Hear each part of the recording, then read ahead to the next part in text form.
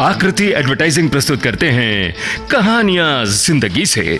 सुनिए कहानी बात बीएफ की।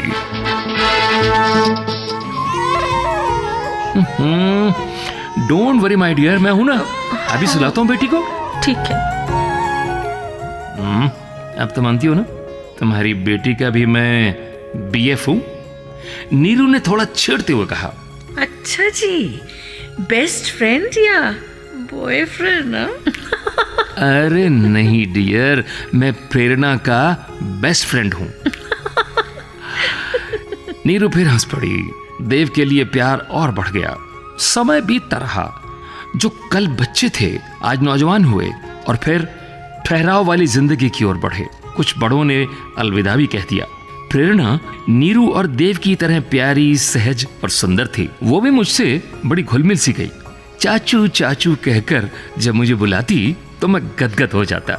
वो भी कदम कदम पर अपनी उम्र पार कर रही थी। एकमात्र बच्चा होने के बावजूद वो बिल्कुल भी पैम्पर्ड नहीं थी, पर स्पष्ट था कि उसे क्या करना है और क्या नहीं।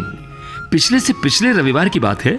नीरू ने देखा देव महाशय थोड़ा आलस्य में फंस रहे हैं, तो नीरू ने उसकी कमजोरी को आधार बनाकर कहा, चलो ना देव, सी पे जाकर एक फिल्म देख कर आते हैं हॉल में। नहीं आज नहीं, आज बाहर निकलने को मन नहीं कर रहा। तो क्या मैं अकेले जाऊं हॉरर फिल्म देखने? क्या कहा? Horror film? अरे पहले क्यों नहीं बताया?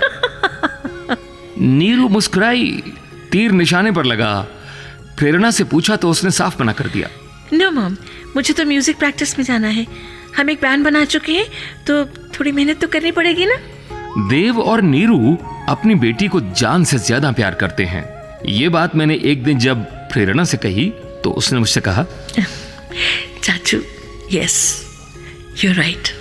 दे both love me very much, but you know they love each other the most. वो क्या कहते हैं ना चाचू, मेड फॉर ईच अदर। हाँ, बिल्कुल ठीक कहा प्रेरणा ने। सुख दुख और धूप छांव सब साथ में साझा करते हुए उनके दिन रात बीतते रहे। उनको देखकर सब कहते, आपस में प्यार हो तो ऐसा। बेटी इंडिपेंडेंट लाइफ पसंद करती थी, पर अपने माता पिता से अलग नहीं हुई। अपने बैंड की वो सिंगर थी, उसी में खुश रहती, व्यस्त रहती। एक रोज जब वो उठी तो उसने पिता को कराहते पाया और मॉम को परेशान। प्रेरणा ने तुरंत कार उठाई और दोनों को लेकर अस्पताल पहुंची। डॉक्टर ने चेक किया, इंजेक्शन वगैरह लगा दिया। जब देव को थोड़ा आराम मिला तो बगल के स्टूल पर बैठी पत्नी का हाथ थामकर थर्राती आवाज में कहा, dear, I am your BF. Neeru पहले मुस्कुराई और फिर कांपती आवाज में कहा, इस हाल में भी अब क्या मीनिंग है बीएफ का? अरे पगली, मीनिंग नहीं, सच्चाई। बीएफ हूं, यानी सदा एक दूसरे के लिए, बी फॉर एवर। प्रेरणा दरवाजे पर ही थी। सब देखा और सुना, मुस्कुराई भी, पर एक बूंद आंसू की पलकों में अटक गई। 2 दिन बाद फिर तबीयत बिगड़ी देव की। हार्ट अटैक हुआ। अस्पताल में अफरा तफरी मच गई। इलाज शुरू हुआ। थोड़ी देर के लिए होश आया तो नीरू से और प्रेरणा से भी कहा, दोनों को बीएफ। नीरू दहाड़ मारकर रोना चाहती थी, पर खुद को संभालते हुए बोली, अब क्या मीनिंग है इसका? Bye forever. और देव ने आंखें मूंद लीं। जिसका हमें डर था वही हुआ। 4-5 महीने के अंदर ही नीरू ने भी अलविदा कह दिया। मामूली सर्दी जुकाम, फिर निमोनिया और फिर कोरोना। प्रेरणा टूट जाएगी इसका डर था, पर उसने हिम्मत दिखाई।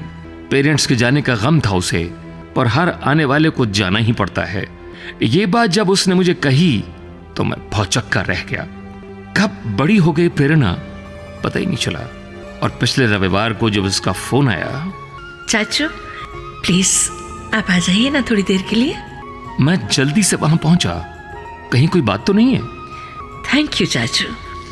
ये कहते हुए वो मुझे ड्राइंग रूम के एक छोर पर ले गई। कमरे में उसके बैंड वाले फ्रेंड्स भी थे, अपने अपने इंस्ट्रूमेंट्स के साथ। मैं समझ नहीं पा रहा था कि हो क्या रहा है। तभी प्रेरणा ने कहा, चाचू, ये रैक पर जो एक कवर्ड फ्रेम है ना, उसे आप अनकवर कर दीजिए।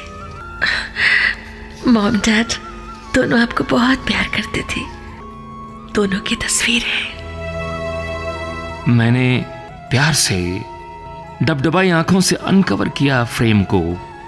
बहुत ही प्यारी प्रेम भरी निगाहों से एक दूसरे को देखते हुए देवाशीष और नीरजा। और सबसे अच्छी बात, तस्वीर के नीचे बड़े बड़े अक्षरों में लिखा था BF, बिसाइड्स फॉर एवर। मेरे आंसू छलक आए और बैंड एक प्रेम गीत बजा रहा था, हौले हौले। दोस्तों, आपने सुनी आकृति एडवर्टाइजिंग की प्रस्तुति कहानियां जिंदगी से। इस क्रम में कहानी का शीर्षक था बात BF की।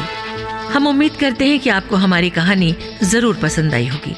पसंद आने पर लाइक करें और हाँ, अगर आपने चैनल को सब्सक्राइब नहीं किया है तो आप जल्दी से चैनल को सब्सक्राइब करें और बेल आइकन के बटन को जरूर दबाएं ताकि हमारी आगे आने वाली नई नई कहानियों की नोटिफिकेशन आपको सबसे पहले मिलती रहे। धन्यवाद।